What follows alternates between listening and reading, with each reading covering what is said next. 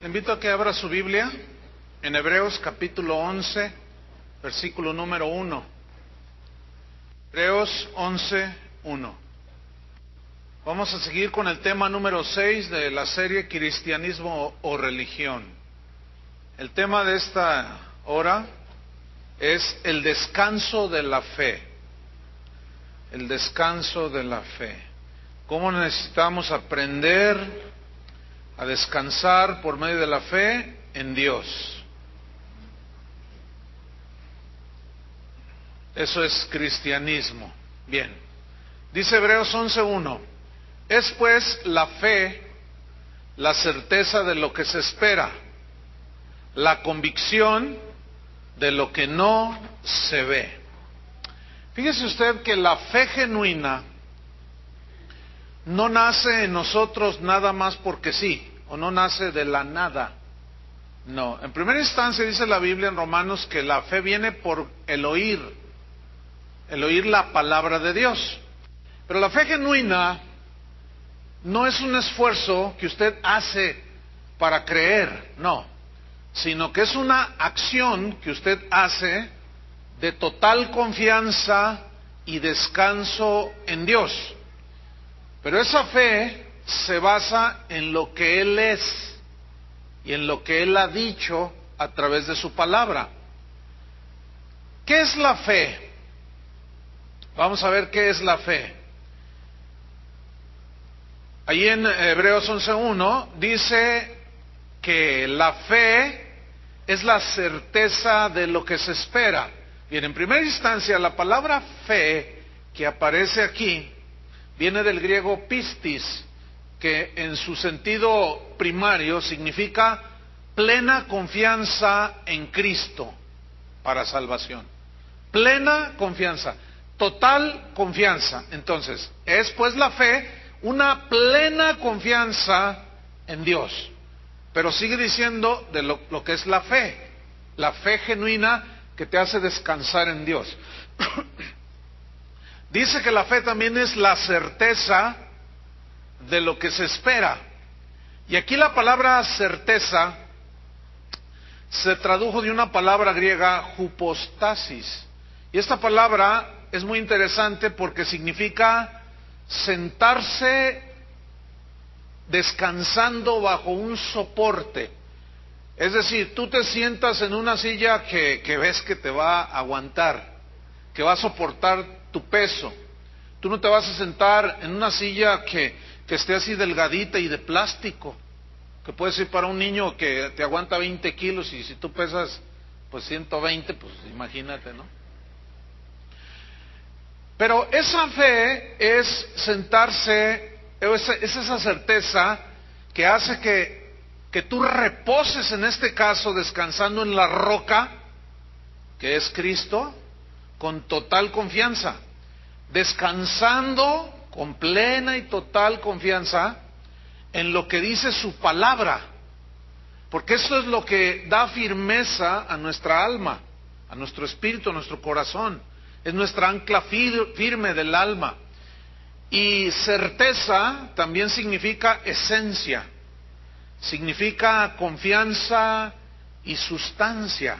Es decir, que la fe genuina que te hace descansar, que no tienes que forzar para creer, sino que simplemente crees y descansas, es la esencia. Pero esa esencia es el meollo del asunto, como decimos. Pero esa esencia, esa confianza y esa sustancia está precisamente sustentada en lo que Dios es y en lo que Él ha prometido en su palabra.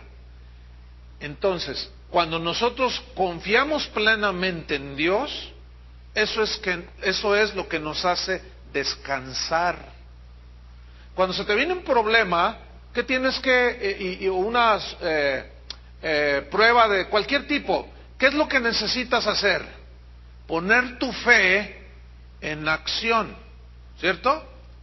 Eso es lo que tienes que hacer. Pero ¿qué es lo que normalmente hace el ser humano? Se desespera. Entonces comienza a forzar. Sí, yo creo. No, espérame. Es que no es una acción forzosa. Es un simple descansar. Cuando tú llegas ahorita terminando de esta noche, ya llega la hora de dormir y te vas a acostar en tu cama, ¿cómo te acuestas? Pensando, ay, se va a caer la cama. ¿Cuándo has pensado eso? Porque la cama soporta a ti y a tu esposa y a los 3 chiquillos que te llegan en la noche allí luego. Tú nunca te acuestas pensando se va a caer la cama. ¿Por qué? En relación con Dios, a lo que Él promete en su palabra, sí dudamos. ¿Por qué seremos así? ¿Por qué no somos? ¿Qué acaso Dios no es digno de suprema confianza? Entonces, ¿qué pasó? ¿Por qué nos desesperamos? ¿Por qué como si ya todo se nos cerró a nuestro alrededor? Entonces la fe es plena confianza, es certeza que te hace descansar. Pero también dice en Hebreos 11:1 que la fe es la convicción de lo que no se ve. Y aquí convicción significa prueba. O sea, cuando tú accionas tu fe y descansas confiando plenamente en Él, esa es la prueba y también la demostración de que tú estás confiando en Él. Pero la desesperación, la incertidumbre y ay, Dios mío, eso no es fe. ¿Se acuerdan que Jesús recriminó a sus discípulos cuando la barca comenzó a hundirse? Y Señor, y Él estaba dormido, imagínate, ahí mismo en la barca, y todo se mecía. Señor, sálvanos que perecemos. Se levantó el Señor y dijo, ¿dónde está vuestra fe? O sea, vuestra convicción, vuestra certeza. ¿Dónde está su plena confianza en mí? ¿Sabes que si Cristo está en tu vida no te vas a hundir? ¿Sabías eso o no? ¿Tú crees que la barca se hundía? ¿Se hubiera hundido a pesar de que Jesús estaba allí dentro de esa barca? Es obvio que no. Entonces Jesús les estaba enseñando a sus discípulos a confiar plenamente en Él. Y sigue siendo la misma lección para nosotros. Entonces, la convicción de lo que no se ve es la demostración, es decir, que descansar creyendo en lo que Dios es y en lo que Él hizo por nosotros en la cruz y lo que Él nos promete en su palabra. Cuando nosotros descansamos en eso, estamos demostrando que no confiamos en nuestros propios recursos, que no confiamos en nuestra propia iniciativa, sino confiamos plenamente en Cristo. Por eso se llama cristianismo. Lo contrario es religión. Tú haces tu iniciativa, tú confías en lo que tú haces, 20 Padres Nuestros, estás confiando en 20. Y si no le llegaste, porque te llegó el sueño y fueron 18, ya te falló allí. Eso es religión. Aunque se usen elementos como las escrituras de Mateo donde habla del Padre Nuestro, aunque se utilicen otras cosas, ayunos que están en la Biblia, pero si se utilizan con ese sentido de obtener algo nada más porque lo digo y de una manera supersticiosa me va a venir, eso es religión, eso no es cristianismo. 1 Corintios capítulo 2 versículo 1. Fíjate qué importante es basar nuestra fe en la palabra de Dios y en Dios mismo, una plena y total confianza en Dios. Si no tienes trabajo, ¿qué tienes que hacer? Confiar en que Dios te va a dar uno, ¿no es cierto? Descansa totalmente en Él, no te desesperes. Él no permitirá que sus hijos mueran de hambre, así, de esa manera. 1 Corintios 2:1 dice, ve la importancia de la palabra de Dios. Así que, o fundamentar nuestra fe en la palabra. Así que, hermanos, dice Pablo, cuando fui a vosotros para anunciaros el testimonio de Dios, o sea, el Evangelio, no fui con excelencia de palabras o de sabiduría, no, pues me propuse no saber entre vosotros cosa alguna, sino a Jesucristo y a este crucificado. Y estuve entre vosotros con debilidad y mucho temor y temblor. O sea, Pablo está reconociendo que esa debilidad, que no estaba confiando en él mismo. Fíjate el versículo 4. Y, ¿me puedes subir un poco al monitor? Dice, y ni mi palabra, ni mi predicación fue con palabras persuasivas de humana sabiduría. Es decir, mi mensaje, dice Pablo, no fue con discursos artificiosos. Eso significa palabras persuasivas. O sea, argumentos de la mente humana. Y no argumentando la fe en Dios a través de la misma palabra de Dios, dice Pablo, no. Yo no fui de esa manera con ustedes. Además de que los corintios eran griegos y ellos estaban acostumbrados a escuchar a sus tremendos filósofos. Entonces Pablo dice, no, yo sé que el evangelio es más poderoso que la palabra sabia de los hombres. Entonces yo no fui a ustedes predicándoles ni hablándoles de otra cosa más que de Cristo, el mensaje del evangelio. Yo no usé palabras persuasivas, razonamientos capciosos, inteligentes, humanamente hablando, discursos artificiosos, no, sino cómo llegó y les habló. Fíjate cómo dice ahí, sino, o sea, yo les hablé con demostración del Espíritu y de poder. Ahora, aquí la palabra demostración del Espíritu y de poder generalmente se interpretan como haciendo milagros y todo ese, pero fíjese que no, en este caso no fue así, porque la palabra aquí demostración viene de una palabra griega, apodeisis, y esta palabra significa, escúcheme bien, demostración poderosa con argumentación de la palabra de Dios. O sea, los argumentos humanos que rigen las mentes de la gente que no conoce a Dios tenían que ser derribados con argumentos que son los pensamientos de Dios, ¿sí? Argumentos que son capaces de transformar las vidas de las personas, demostración de poder. La única manera que nosotros debemos argumentar cuando le hablamos a alguien de la palabra de Dios, de Jesucristo, es el evangelio mismo, la palabra de Dios, porque si ellos lo que escuchan y no está en la palabra, basan su fe en eso, no es una fe, no va a tener una fe bíblica, una fe eficaz. Por eso Pablo decía, yo por eso no fui hablándoles de esa manera. Yo tuve que hablarles con argumentos basados en la palabra de Dios. Versículo 5, aquí está, mira. Para que vuestra fe o su confianza en Dios no esté fundada o apoyada en la sabiduría de los hombres. Usted escucha un motivador como Alex Day y todo ese tipo de gente que anda ahí motivando lo que usted sea exitoso y todo ese rollo, que desgraciadamente eso se ha metido a la iglesia. Bien, usted puede escuchar y palabras sabias.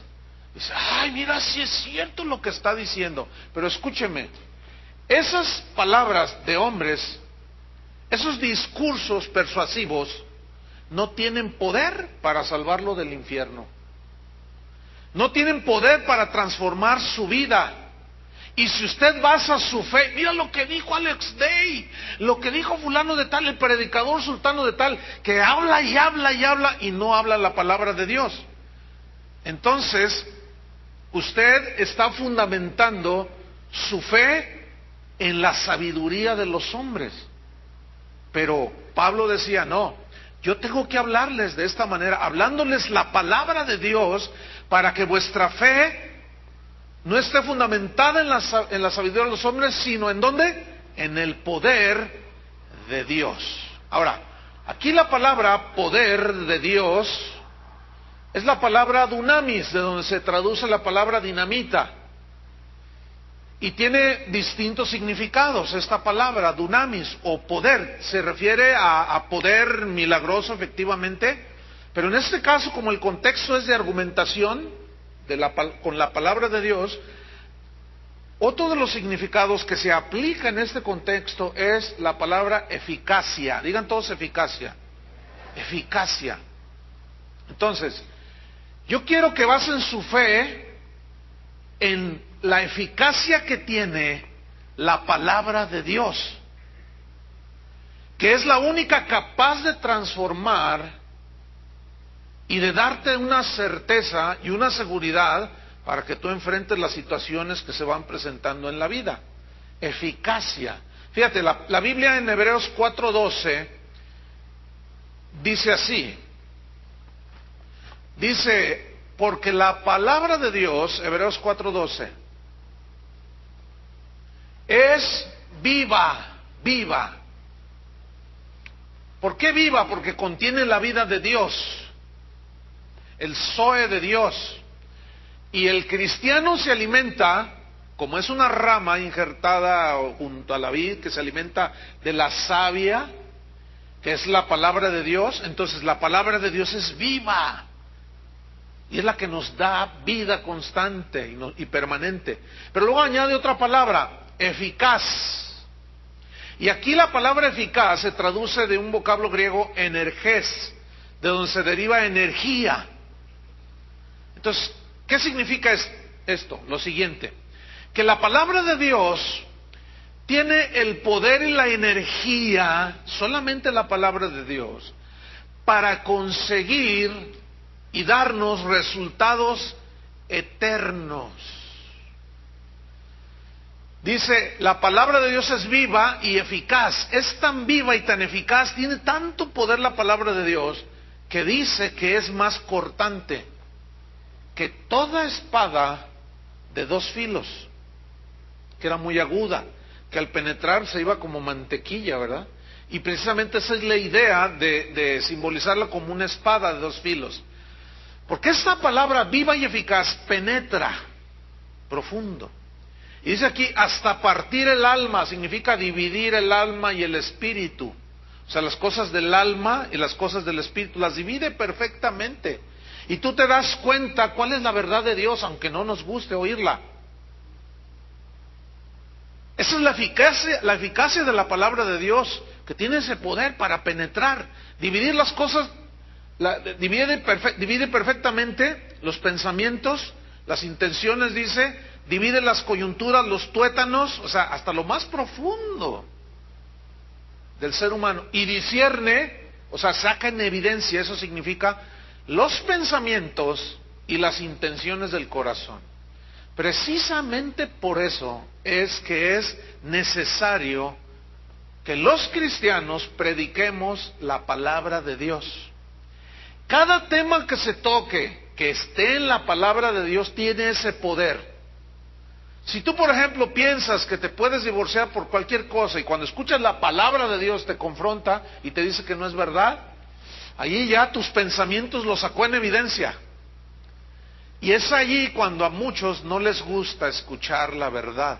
Por eso muchos predicadores diluyen las verdades del Evangelio para quedar bien con sus oyentes, porque les gusta ser aplaudidos, les gusta ser felicitados, les gusta que les estrechen la mano o que les pidan un autógrafo, y no son capaces de hablar la palabra de Dios. Entonces la diluyen toda, y todo eso que sueltan, la gente cree que es palabra de Dios y ponen su fe en la sabiduría de los hombres y no en la palabra de Dios, que es el poder de Dios. Fíjese lo que dice Romanos 1:16.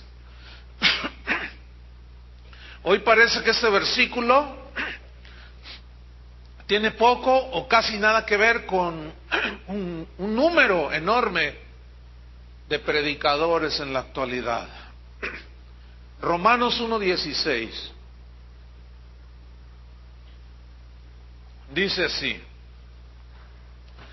porque no me avergüenzo del Evangelio. Fíjate, no me avergüenzo del Evangelio. ¿Cuántos se avergüenzan del Evangelio? Fíjate, es muy común, sobre todo a los principios de tu vida cristiana, te conviertes a Cristo, pero no tienes muchos argumentos, no conoces mucho. Entonces alguien te dice, oye, que tú te hiciste cristiano, y lo primero que sientes es temor de decir que sí o no.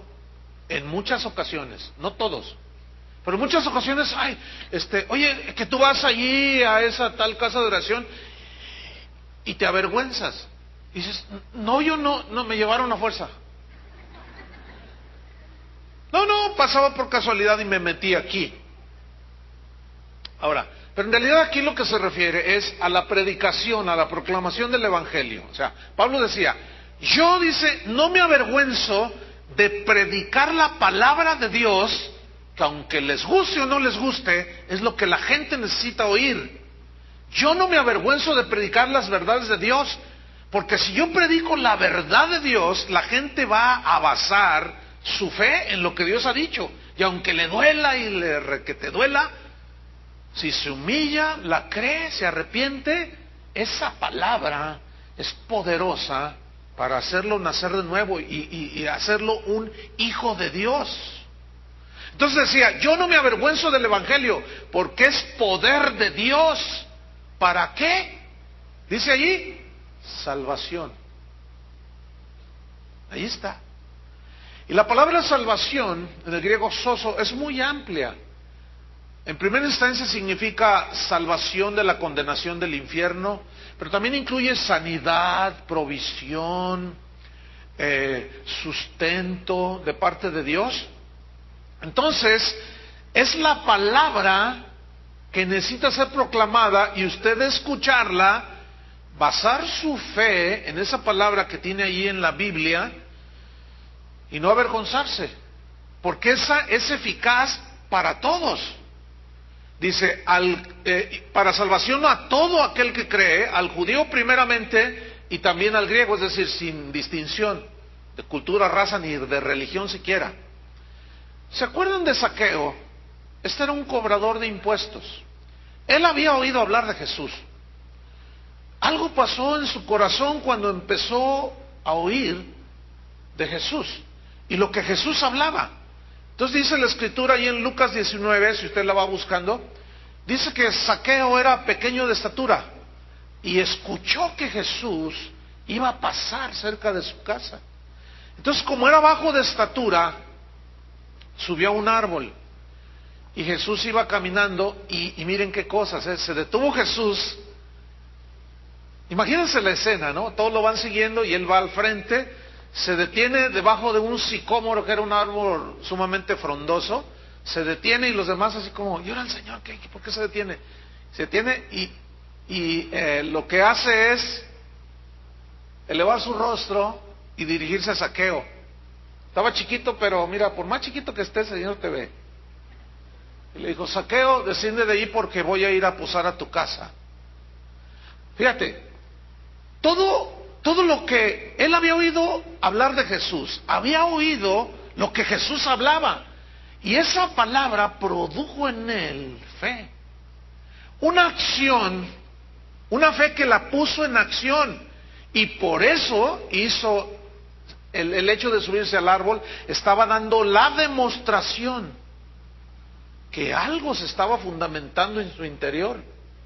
Y como prueba de que él estaba siendo influenciado y tocado o confrontado por la palabra de Dios, se subió al árbol. Y Jesús conoce todas las intenciones del corazón. Y fíjate lo que dice en Lucas 19:8. Bueno, Jesús llega a su casa, Zaqueo lo recibe. Entonces Zaqueo dice, puesto en pie, dijo al Señor, he aquí, Señor, la mitad de mis bienes doy a los pobres. Y si en algo he defraudado a alguno, se lo devuelvo cuadruplicado. Aquí hay algo bien interesante. Jesús nunca le pidió que hiciera eso. ¿Verdad que no?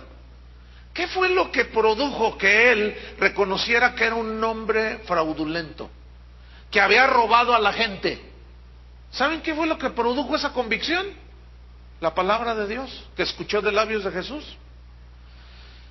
Jesús le dijo, hoy ha venido la salvación a esta casa. ¿Por qué? Porque Zaqueo puso su fe, su certeza y convicción en Jesús, plenamente confiado. Entonces la fe eficaz, escúchame bien, te hace descansar en Dios y su palabra. Nota que dije fe eficaz. Hay una superfe que se predica por ahí, que superfe, pero no está ni siquiera basada en la palabra de Dios, o en versículos sacados del contexto, y al rato vamos a ver algunas consecuencias de eso. Pero la fe eficaz, la que tiene la energía de Dios, la que produce resultados, es esa fe que te hace descansar en Dios y en su palabra, o sea, lo que dice ahí. ¿Por qué? ¿En base a qué? En base a escúchame bien, y aquí viene lo importante para notar la diferencia de lo que es cristianismo o religión. Tomo el pensamiento.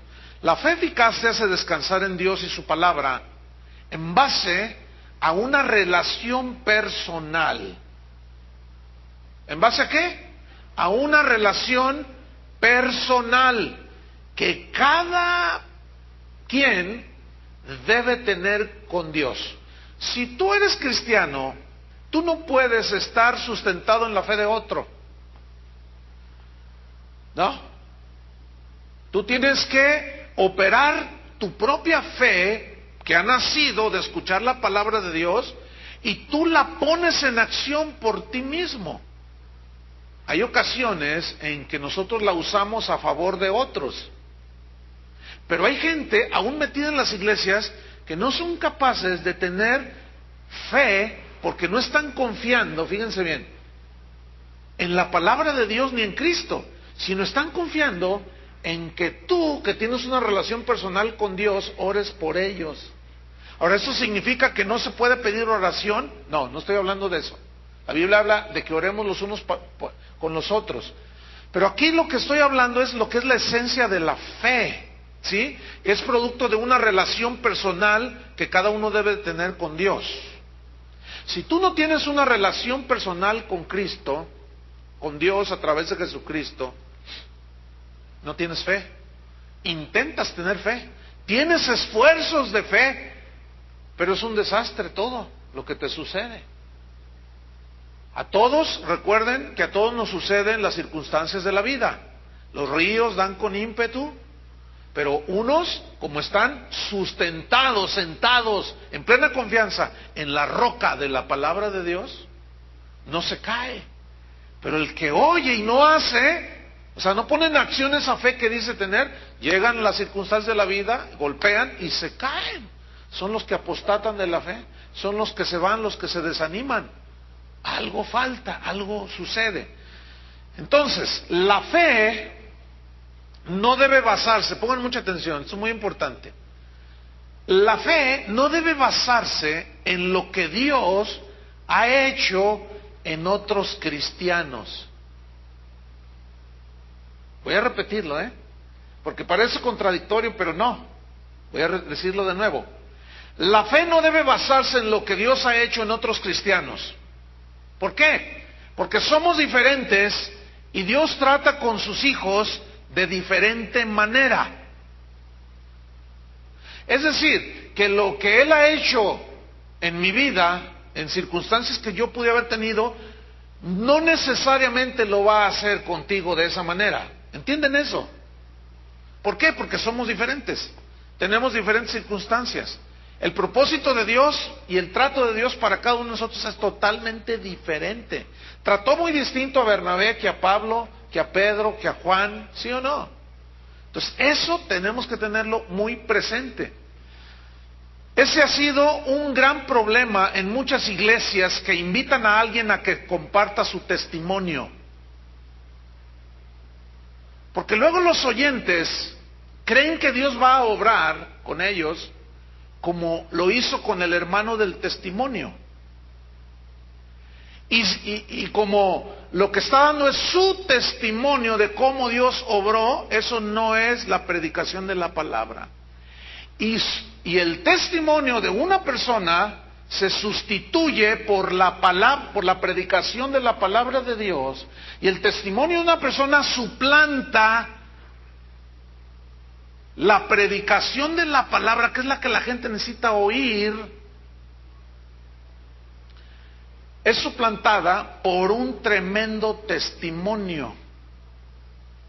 ¿Cuántas veces han visto, al menos en este lugar, que alguien se le dé toda la hora para que explique su testimonio?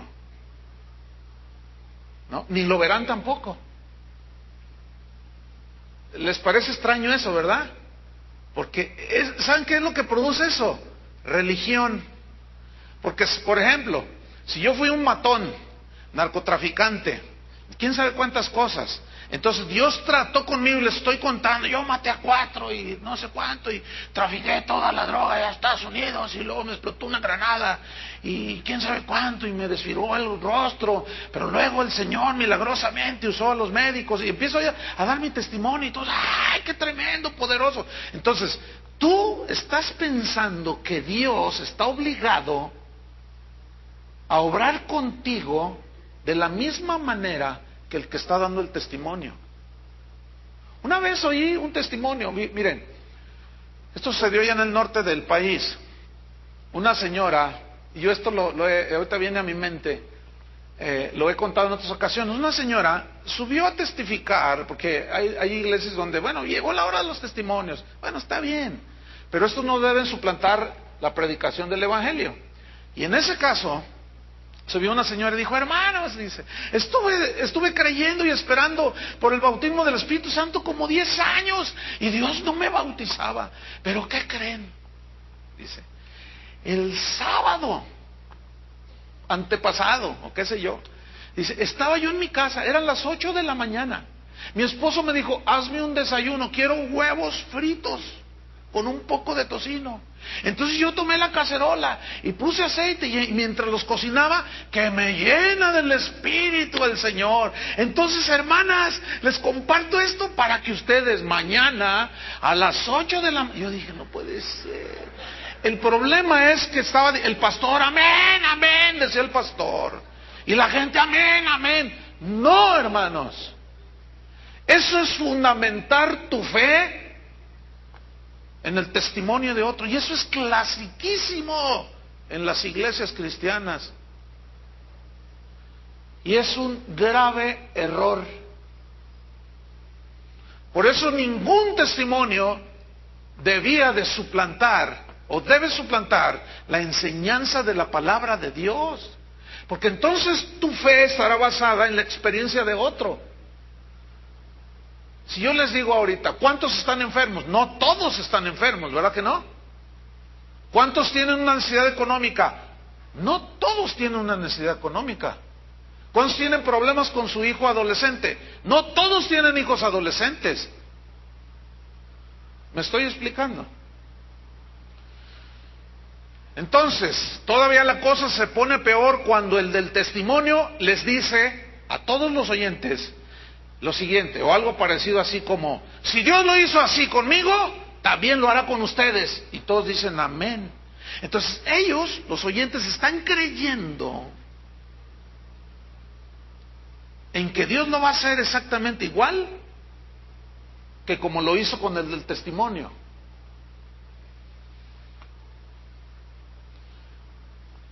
Enséñeme un solo ejemplo en la Biblia en el cual Jesús hizo exactamente lo mismo con 2 personas. Todos los casos fueron totalmente distintos. ¿Sí o no? ¿Por qué nosotros queremos meter a Dios en una cajita? Por eso si yo tengo una experiencia de que me fui al tercer cielo y que no sé qué y que allá escuché y entonces yo me paro aquí o en una convención de pastores y les digo, hermanos, todos tienen que irse al tercer cielo.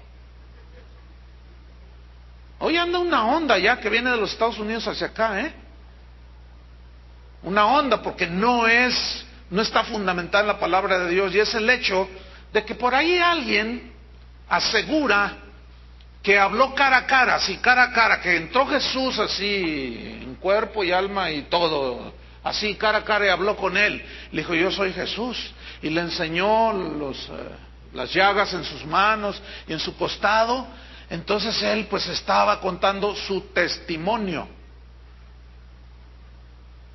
pero él estaba asegurando que si tú crees y buscas su presencia visible en tu cuarto, tú lo vas a poder ver. Y todos los hermanos, amén. Y lloran los hermanos. Lloran. Ahora, ¿tú crees que Dios se les va a aparecer a todos?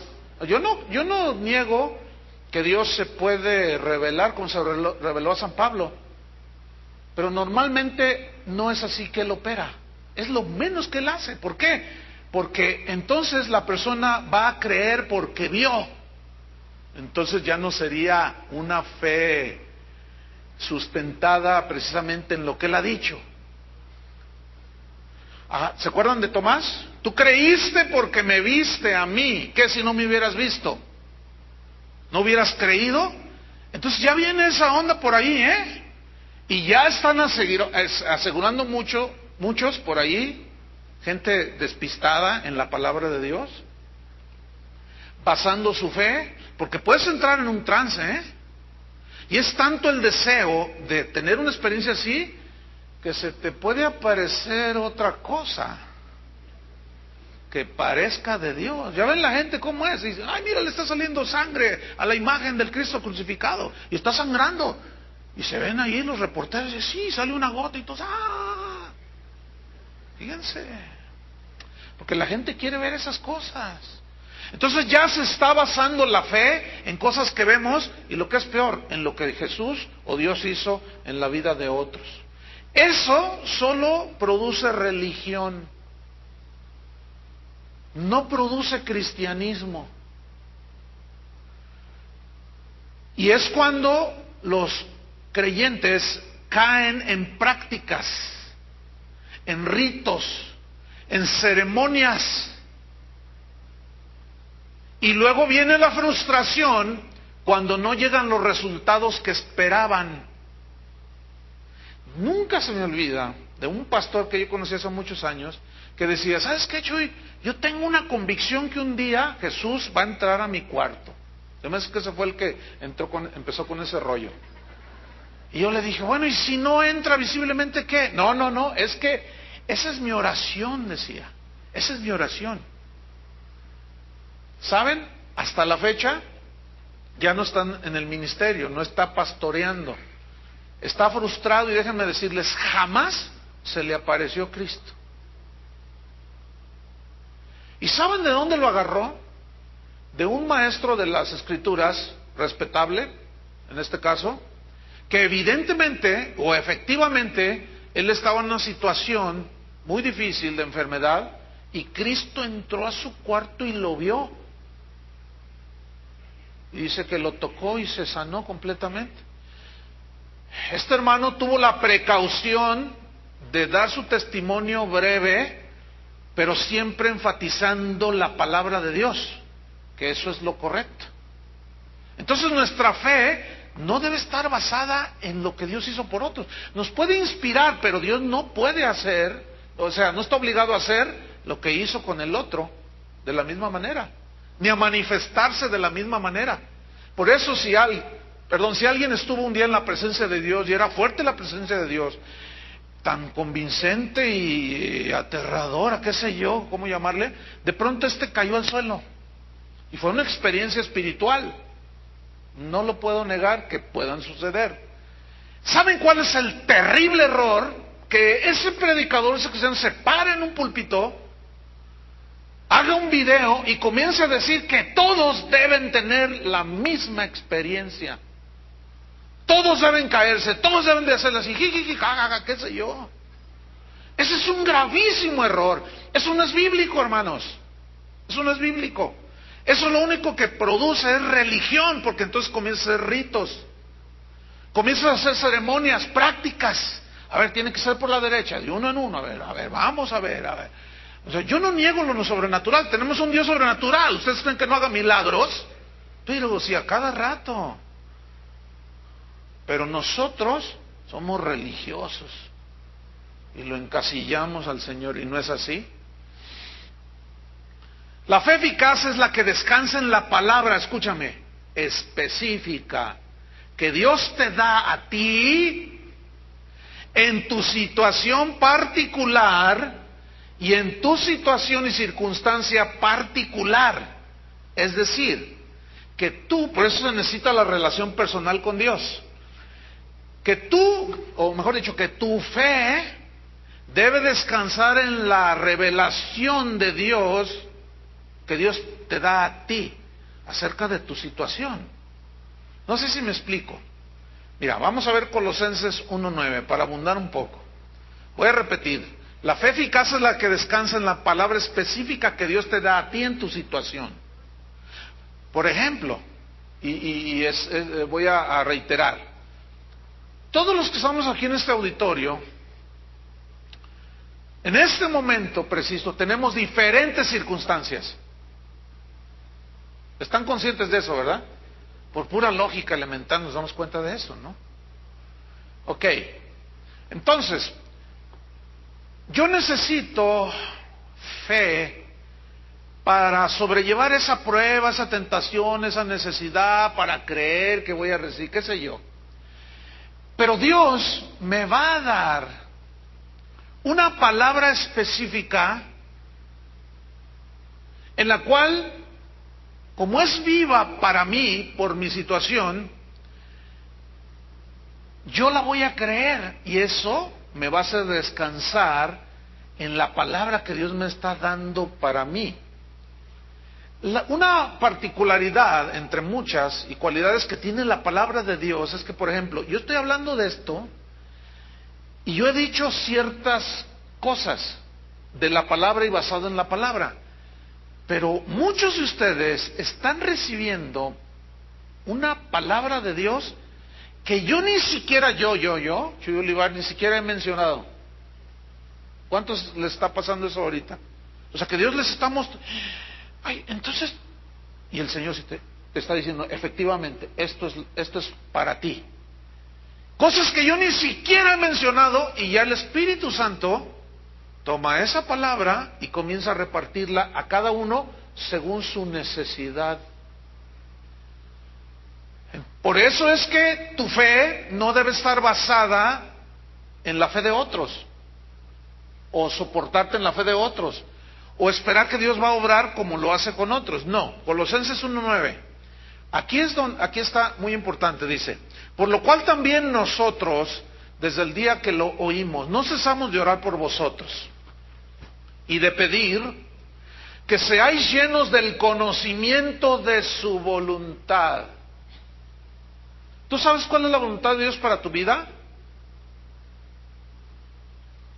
Algunos dicen sí, otros se quedan así como asustados. Otros dicen no. ¿Sabes cuál es la única manera de que tú puedas ser lleno del conocimiento de su voluntad con toda sabiduría e inteligencia espiritual? Tu relación personal con Él. El estudio de la palabra, la oración. Si tú no tienes relación personal con Él, no vas a saber cuál es su voluntad. Entonces, ¿dónde vas a basar tu fe? Hay gente que me escribe correos y me dice, pastor, ando muy mal. Al menos son sinceros. Dice, ando muy mal, ando en unos pecados que me da vergüenza contárselos, pastor. Dice, ¿qué consejo me da? Mire, no tengo relación con Dios, deme un consejo. Imagínate que me agarre dando consejos al sin ton y son. Mira, entran muchos correos electrónicos por razón de la página, pero no todos los contesto como la gente quiere que les conteste. Ya me han agarrado tipo Walter Mercado como que me consultan. Fíjate, dice, ando mal con Dios, traigo unos pecados horribles, no tengo comunión con Dios, pero dígame, ¿cómo puedo encontrar la voluntad de Dios? Y tú dices, una vez estaba yo y lo dije, ay Dios mío, estaba uno de mis hijos por ahí, ¿no? Mi hija, y me dice, ¿qué pasó, papá? Y le digo, es que, mira la pregunta, hija. Entonces, ya se la digo y dice, le digo, ¿verdad que está hasta con un alto nivel de ingenuidad, de ignorancia? Y luego me dice mi hija, pero no te desesperes, papá. Dice, porque la gente sí está esperando que le digas algo, pues simplemente diles lo que... Bueno, sí, tienes razón. Entonces lo que le contesté a esta persona es, arrepiéntete de tus pecados. Eso no estaba esperando que yo le contestara, ¿verdad que no? ¿Cómo es la manera de que tienes comunión con Dios? ¿Ya naciste de nuevo? Le dije. Si no has nacido de nuevo, escucha toda esta serie que es del tema. 16 temas. Después me hablas o me escribes. No, es que somos buenísimos para la religión. Otros escriben y dicen, ay pastor, pues yo no leo la Biblia porque pues ni la entiendo. Pero, yo quiero que usted me discipule. ¿Yo? ¿Y luego tu pastor qué hace? No, pues dice que no tiene tiempo. Pues no diezmes. ¿O no? Se quedaron muy serios. Pues no, porque tiene que hacer su trabajo, ¿sí o no? Entonces yo le digo, no, yo los mando con su pastor. No, dile a tu pastor que desquite lo que le pagan. Yo soy bien claridoso, porque Dios es bien claridoso. La verdad no nos gusta escucharla, pero esa es la verdad de la palabra, y es la única que nos hace reaccionar, aunque algunos se salen a la mitad de la enseñanza, no les gusta. Ya ven que la Biblia dice que la verdad no peca, pero incomoda. Entonces dice, fíjate, Pablo oraba para que fueran llenos del conocimiento de su voluntad. ¿Tú conoces la voluntad de Dios para tu vida? Pero luego dice, en toda sabiduría de Dios. Pero luego añade otro elemento más, inteligencia espiritual. Eso está tremendo. Ahora, ¿para qué Pablo oraba que los cristianos de Colosas fueran llenos del conocimiento de su voluntad, que solo viene a través de la relación personal y puesta la fe en la palabra de Dios, que es la que te hace descansar? Versículo 10. Para que andéis como es digno del Señor, agradándole en todo, llevando fruto en toda buena obra y creciendo en el conocimiento de Dios. Fíjate, hace ya unos meses me entró un correo, venía de Europa, y decía, pastor, pues yo tengo 33 años de edad y me voy a casar. Mi esposa tiene 32 años, decía, o la que va a ser mi esposa. Dice, pero de toda la familia, nada más mi papá, mi mamá, el papá de ella y la mamá de ella, y ella y yo somos cristianos. Ni tíos, ni primos, ni nada. Dice, entonces, no sé qué hacer en nuestra boda. Si les contrato un conjunto para que bailen y les traigo unas botellas de vino italiano, bueno, ya dije dónde era, no quería decir, porque pues ellos no son cristianos y pues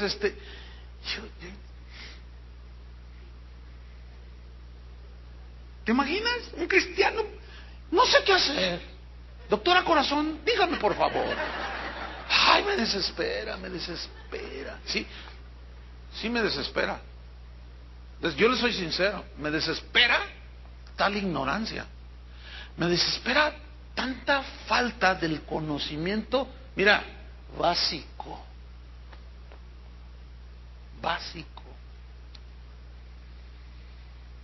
Ahora, Pablo dice, tienen que ser llenos del conocimiento de su voluntad. Tienen que tener la sabiduría y la inteligencia. Pero ¿cómo viene? A través de la relación personal y de poner tu fe completa en el Señor y en lo que Él te está hablando a ti en la palabra. Para eso se necesita hacer lo que Pablo le dijo a los romanos en el capítulo 12. Búsquenlo. Romanos 12, versículo 2.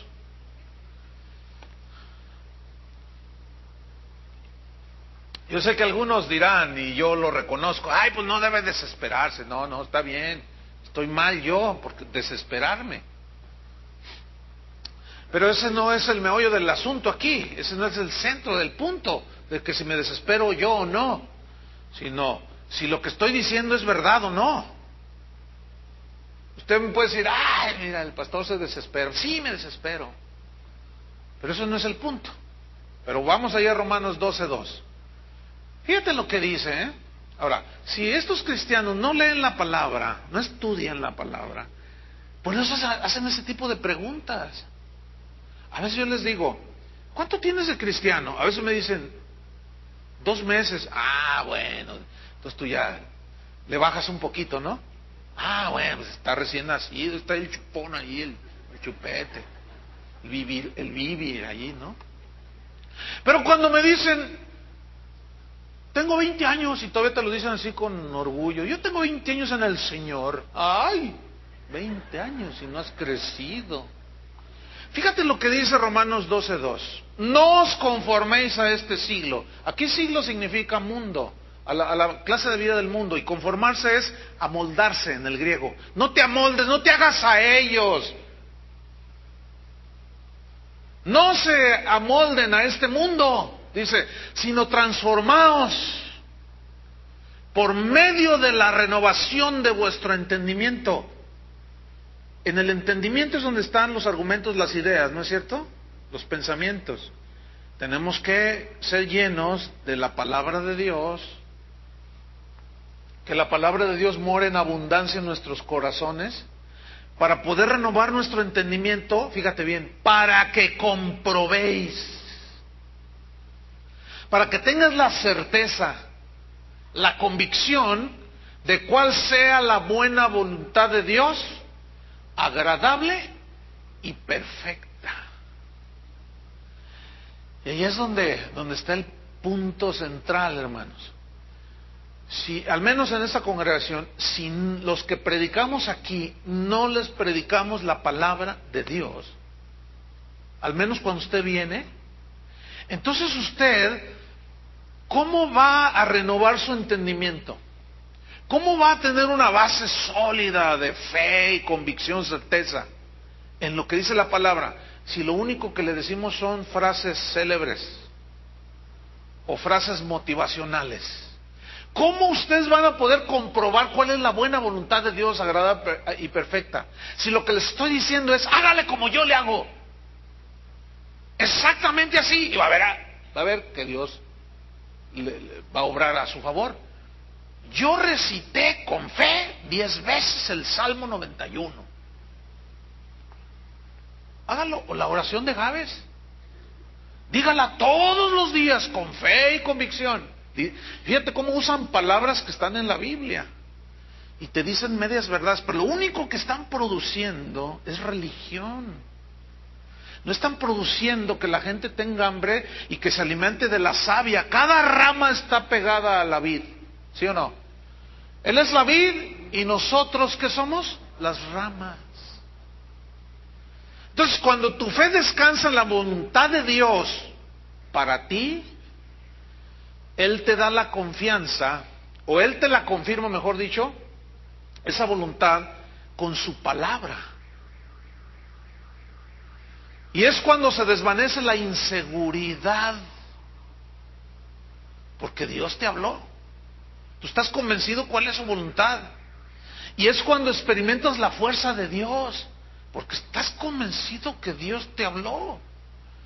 Y cuando Dios te da esa palabra específica para ti, entonces tú puedes enfrentar cualquier situación y circunstancia que estés pasando, que te agobie o que te confronte o que estés ahí en esa necesidad o en esa situación. Tú vas a tener esa fe y esa convicción. Ahora, acuérdense, hay una historia.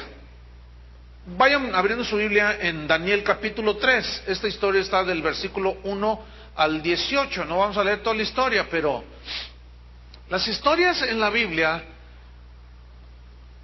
como esta, están para infundirnos fe. Pero acuérdense, no necesariamente Dios obra igual con cada uno.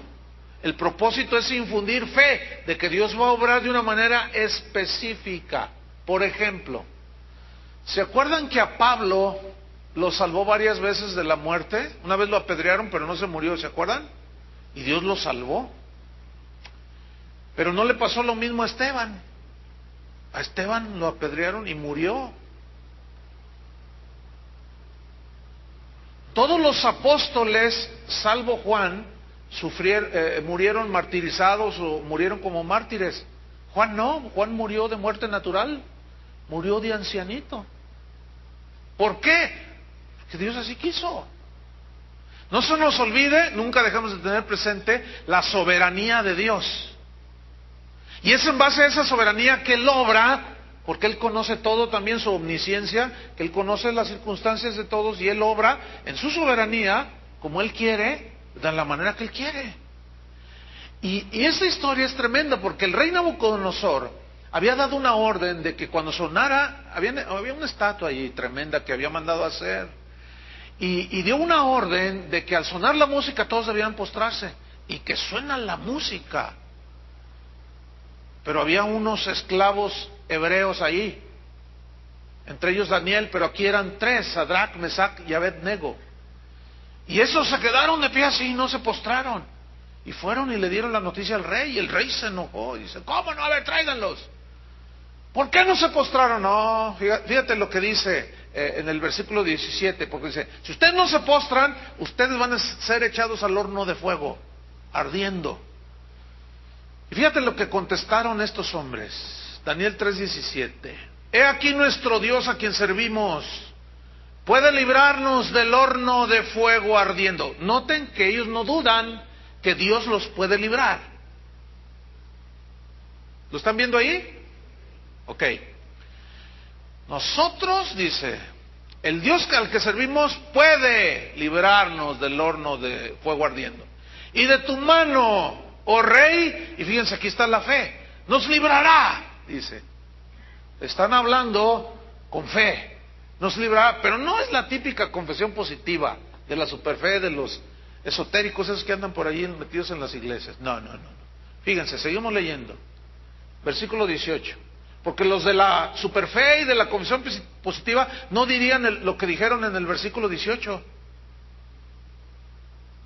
¿Sí o no? ¿Qué dijeron? Y si no, entonces ellos sabían que Dios podía librarlos, pero ellos conocían a Dios soberano y decían, bueno, nosotros tenemos fe, Él puede hacerlo, pero si no es su voluntad, en ese momento no sabían ellos, pero tenían fe. ¿Qué es lo importante? Conocer a Dios y lo que Él ha dicho. Entonces ellos dicen, y si no, sepas, oh rey, que no serviremos a tus dioses, ni tampoco adoraremos la estatua que has levantado.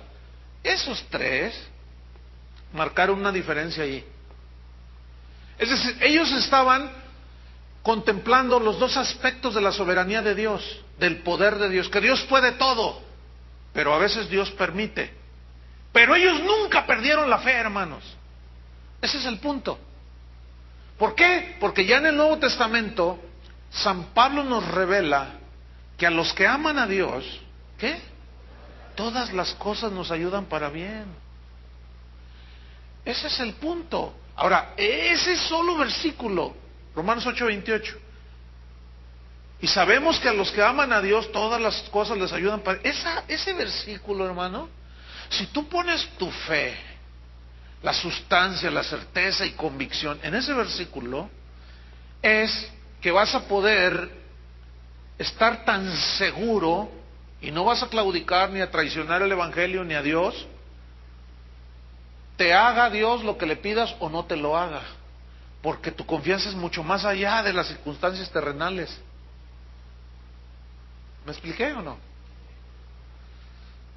Y si no, de todas maneras no nos postramos. Tremendo ejemplo allí bíblico.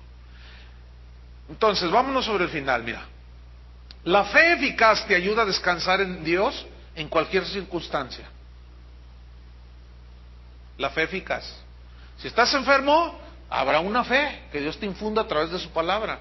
Si estás en situación conflictiva o diversas pruebas de todos colores y tipos y sabores, habrá una palabra específica que tú debes de descubrir. ¿Cómo? A través de tu comunión con Dios y del estudio de la palabra de Dios. Dios te va a dar una palabra.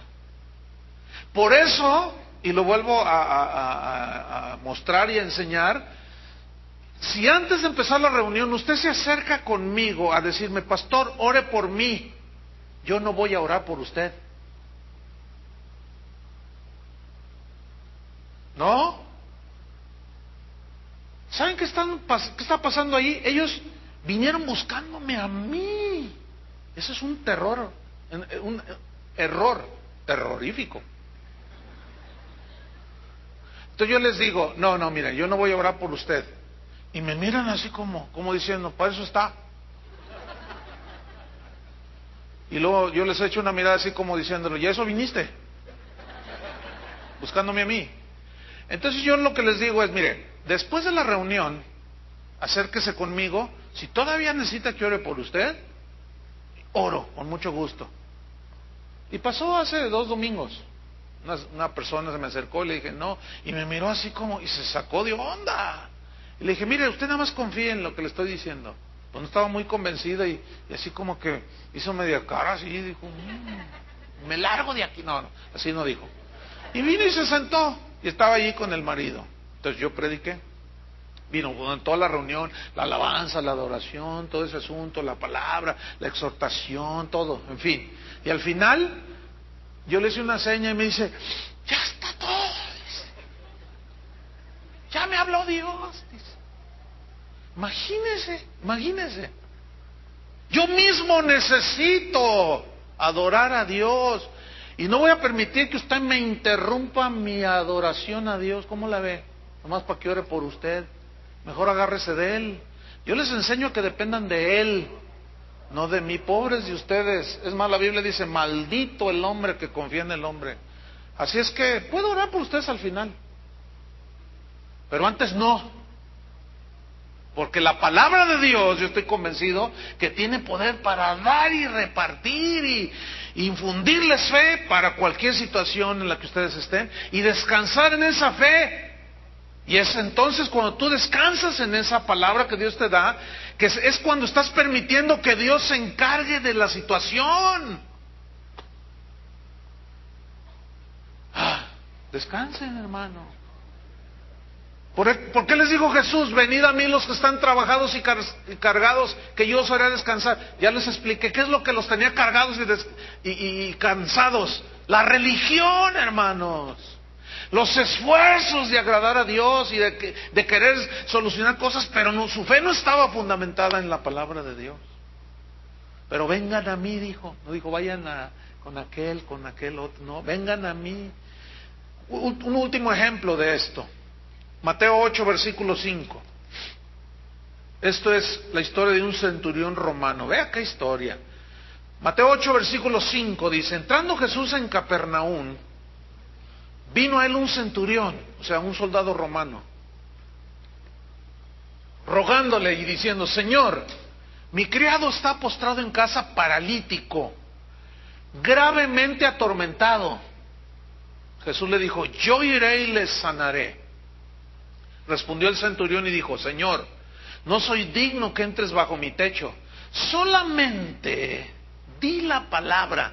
Fíjate, la palabra de que va a vivir en el cielo, de que no, necesita una palabra específica, ¿no? ¿Sí o no? Entonces, que era una palabra de sanidad.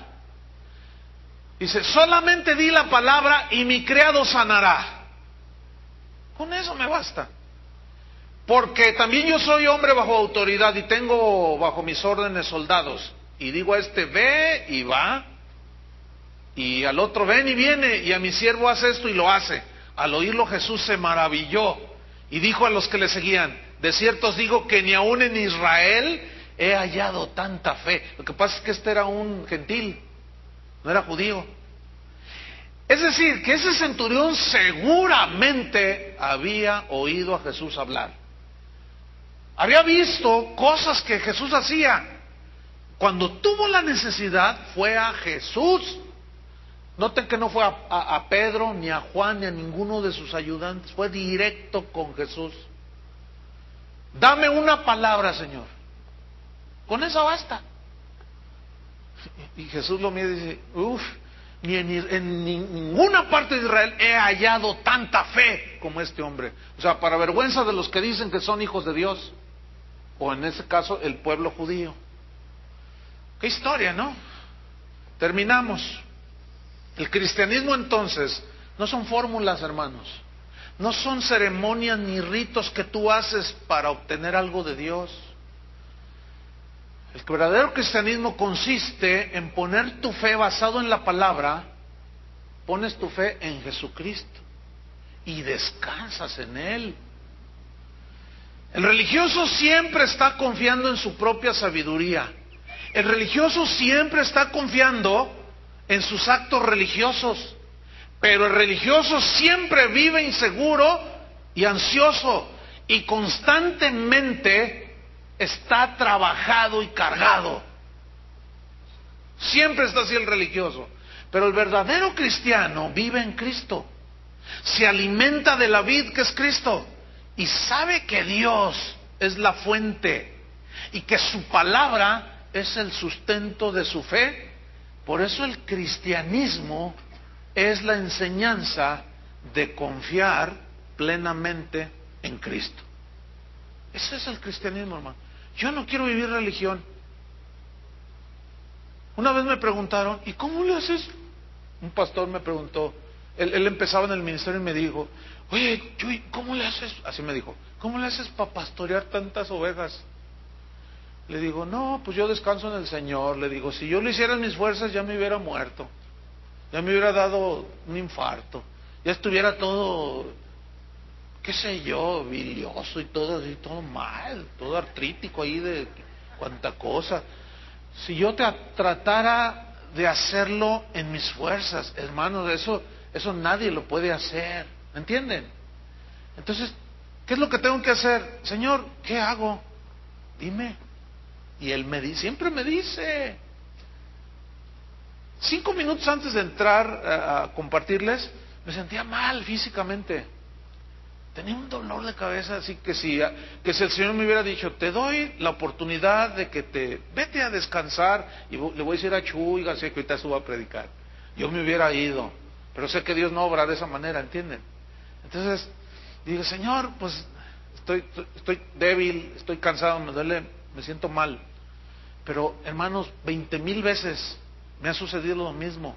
Si no confío en que me siento bien, no, yo estaba ahí y oré y le dije, Señor, yo confío en tu palabra, siempre me has ayudado y no va a ser la excepción, ayúdame.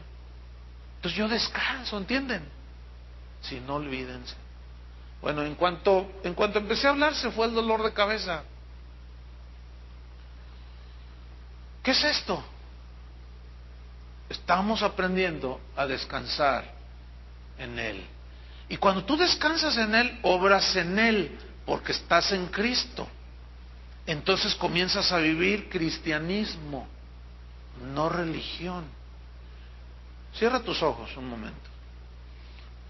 Porque no es difícil entender que todos tenemos situaciones que enfrentar, pruebas de fe. A lo mejor estás como en un horno de fuego, te está a punto de ser metido al horno de fuego. A lo mejor estás enfermo, a lo mejor, qué sé yo. Pero habla con Él. Ve con Él como Zaqueo. Ve con Él como el centurión y Señor, tan solo di una palabra. Basta. Dime una palabra. Y el centurión estaba totalmente convencido de que esa palabra que le iba a dar Jesús iba a ser efectiva. Y descansó en el Señor. Por eso dijo, Señor, di solamente la palabra y mi siervo sanará. Eso es todo. Entonces yo lo que quiero es impulsarte a que vayas a Él, a que te acerques a Él, a que confíes en Él, a que bases tu fe en Él. Y tú puedes orar como esos 3 que estaban ahí a punto de ser echados al horno de fuego. Señor, yo sé que tú puedes, pero y si todavía no quieres, está bien, yo aceptaré tu voluntad. Pero la fe, esa nunca se pierde, hermanos, porque está el otro lado de esa verdad. Sabemos que los que amamos a Dios, todas las cosas nos ayudan para bien. Y posiblemente es necesario pasar un poquito de fuego, diversas pruebas, para que, sometida a prueba, vuestra fe sea purificada sea hallada en alabanza. Entonces, fíjate, esto nos está llevando a desarrollar una relación personal con el Señor.